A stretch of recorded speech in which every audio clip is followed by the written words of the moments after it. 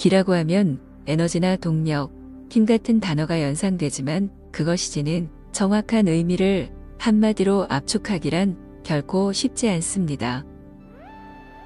왜냐하면 아직까지 기의 실체를 과학적으로 증명한 경우가 없기 때문입니다. 그래서 일상생활에서 기운난다, 기통차다, 기가 막힌다, 기찬 놈, 기지개 등등 기란 용어를 자주 쓰면서도 정작 그 의미를 정확히 아는 경우는 드뭅니다. 그럼 도대체 기란 무엇일까요? 이 질문에 정확히 답하기 위해서는 여러 가지 가정과 추론이 필요합니다. 차근차근 기의 실체에 접근해 봅시다.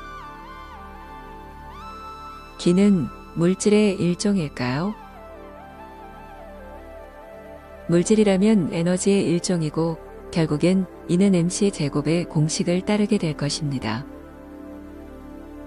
만일 기가 에너지를 가리키는 말이라면 그 존재 가치는 크게 추락할 것이 분명합니다.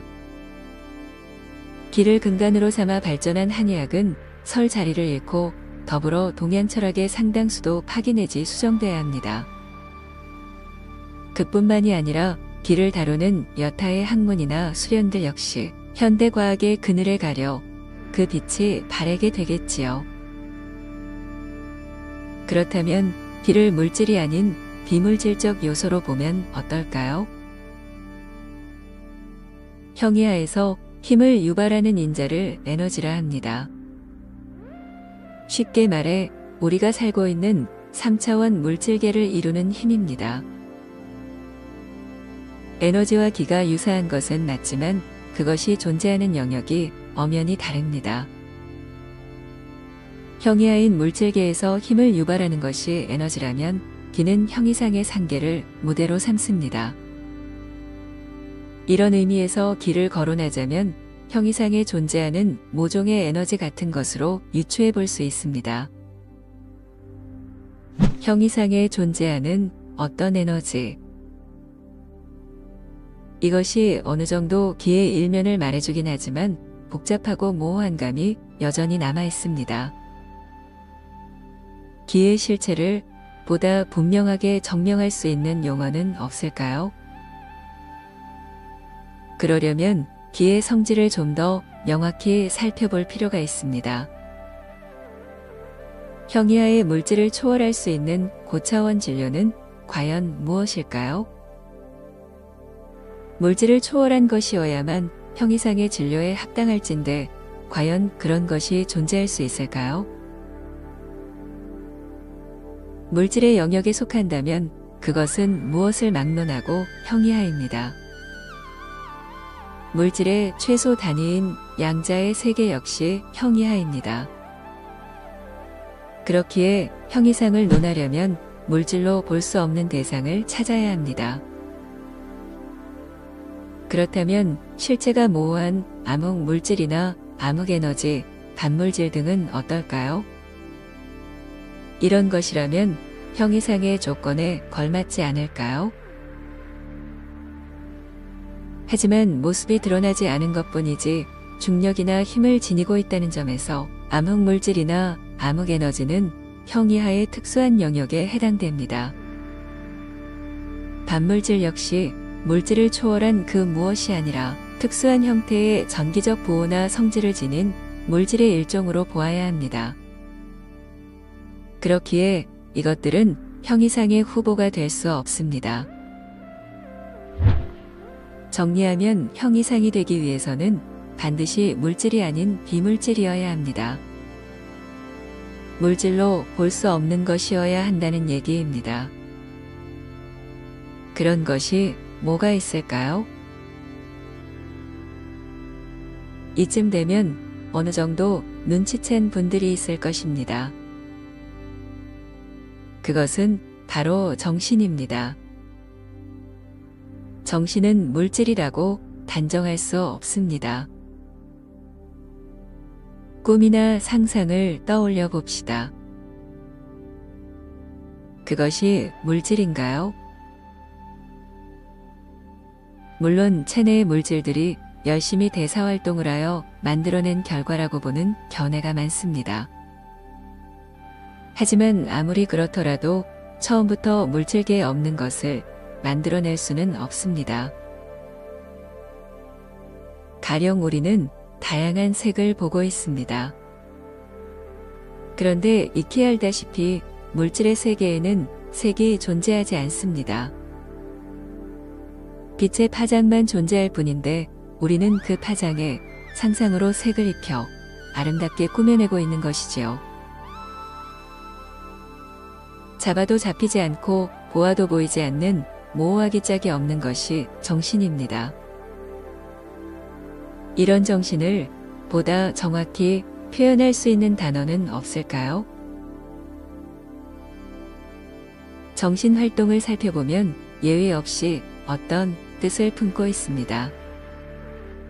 즉, 내용과 방향성을 함께 지니고 있고 이런 것을 가리켜 정보라 합니다. 동양 철학의 이기론에서 말하는 리가 바로 이것이지요. 비물질, 정보, 리는 같다.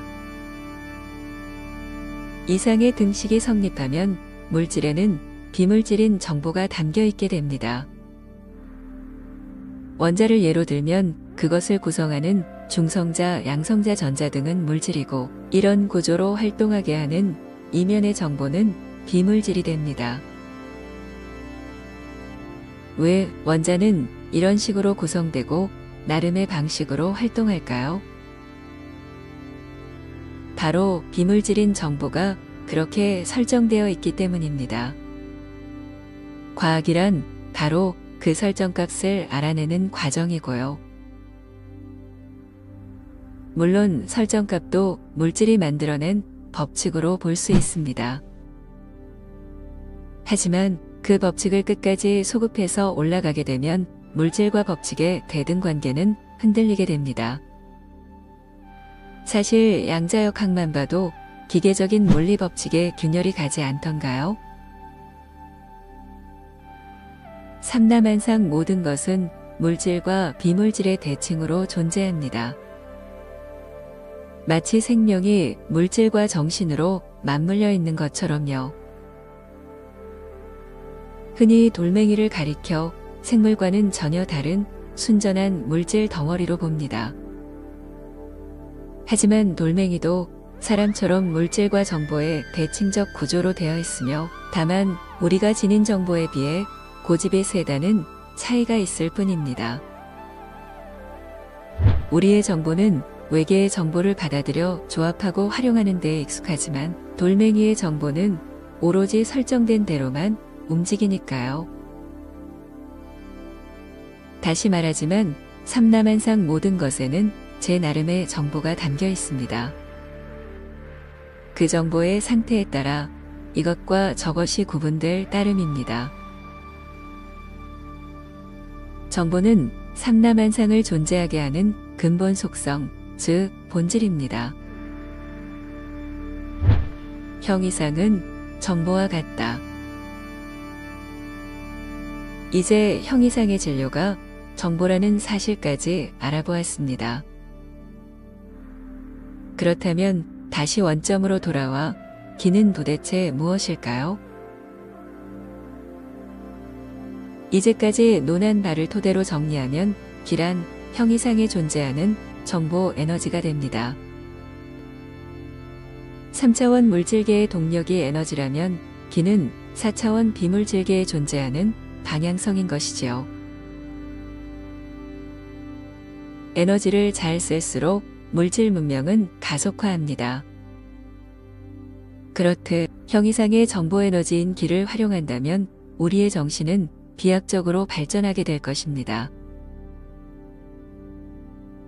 우리는 지금 이 순간에도 기를 써서 생각을 일으키고 있습니다. 당신은 혹시 그 기를 정신 발달에 활용하고 계시나요?